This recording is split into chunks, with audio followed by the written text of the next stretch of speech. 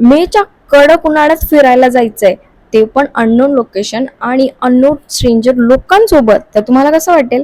हे ऐकायलाच खूप वियर्ड वाटतंय ना? पण हो, आज महाराष्ट्र दिनानिमित्त मी गेलेली एका ट्रिपला, ते पण टोटल अननोन स्ट्रेंजर लोकांसोबत. आमची ट्रिप कुठे होती आणि कशी होती ते बघूया. Let's go. नमस्कार छत्रपती संभाजीनगर, मी आहे आचल आणि आज आपण चाललोय आपल्या सिटीच्या एक मोस्ट अंडर रेटेड प्लेसला. ती प्लेस कोणती आहे जर तुम्हाला जाणून घ्यायचं असेल तर व्हिडिओ लास्ट पर्यंत नक्की बघा.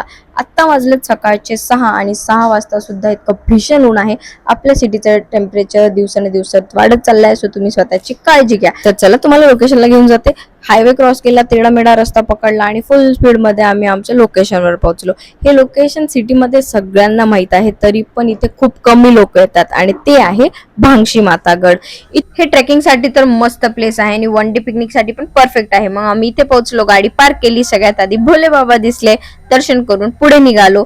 तिथे होतं एक महाराजांचं मंदिर. जसं मंदिर इतकं सुंदर होतं, आम्ही मध्ये गेलो, दर्शन केले आणि पुढे निघालो. थोडंच वरती जाता तिथे महादेवांचं एक खूप सुंदर आणि भव्य मंदिर आहे. ते मंदिरचं आर्किटेक्ट इतकं सुंदर आहे ना, आणि तेवढंच शांत आणि नैसर्गिक वातावरण सुद्धा तिथे आहे. मग पूर्ण मंदिरचं दर्शन घेतलं, फोटो व्हिडिओज काढले आणि मी पुढे निघाले. हा ट्रेक जास्त काही अवघड नाही, कारण इथे सगळीकडे पायऱ्या आहे. आपल्याला सिम्पली वरती जायचं. आपलं संभाजीनगरचं देवगिरी किल्ला इथून स्पष्टपणे दिसतो आणि व्ह्यू पण खूप सुंदर येतो. मग इथे एक गुफा होती, जे आपल्या नालायक मूर्ख कपल्सनी अगदी नावं लिहून खराब केली होती. हे मला बिलकुल पटत नाही. जसं मी वरती पोहोचले, इतका सुंदर व्ह्यू होता ना की तुम्हाला काय सांगू. आणि चला तर मी तुम्हाला माझ्या स्ट्रेंजर लोकांशी भेटवते. आता हे स्ट्रेंजर नाही राहिले, कारण आता हे माझे फ्रेंड झालेत आणि मला ह्यांच्यासोबत ट्रेकला जाऊन खरंच खूप मजा आली. चला आता आपण भांगशी माताचं मंदिर बघूया.